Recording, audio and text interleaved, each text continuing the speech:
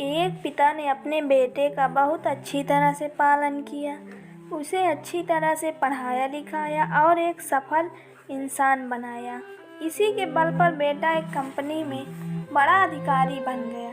हजारों लोग उसके अधीन काम करने लगे। एक दिन पिता ने सोचा, क्यों न बेटे के ऑफिस में जाकर उससे मिला जाए। जब पिता उसके ऑफिस पहुंचे तो उन्होंने देखा कि बेटा एक शानदार ऑफिस में बैठा है और बहुत से लोग उसके अधीन काम कर रहे हैं। ये देखकर पिता को अपने बेटे पर बहुत गर्व हुआ।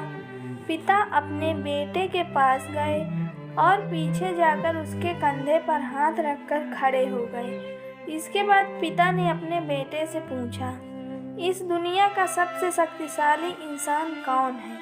बेटे ने पिता को बड़े प्यार से हंसते हुए कहा, मेरे अलावा और कौन हो सकता है पिताजी?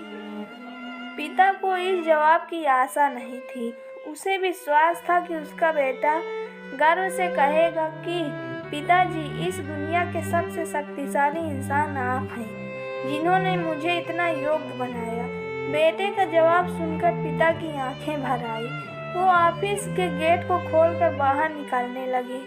उन्होंने एक बार पीछे मुड़कर पुनः बेटे से पूछा, एक बार फिर बताओ, इस दुनिया का सबसे शक्तिशाली इंसान कौन है?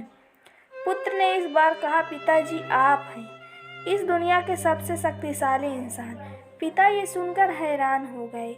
उन्होंने कहा, अभी तो तुम अपने आप को इस दुनिया का सबसे शक्तिशाली इंसान बता रहे थे, अब तुम मुझे बता रहे हो। बेटे ने हंसते हुए अपने सामने उन्हें बिठाते हुए कहा, पिताजी, उस समय आपका हाथ मेरे कंधे पर था। जिस पुत्र के कंधे पर पिता का हाथ हो वो दुनिया का सबसे शक्तिशाली इंसान ही होगा ना। पुत्र की बात सुनकर पिता की आंखें भर आई। उन्होंने अपने पुत्र को कस करके गले लगा लिया।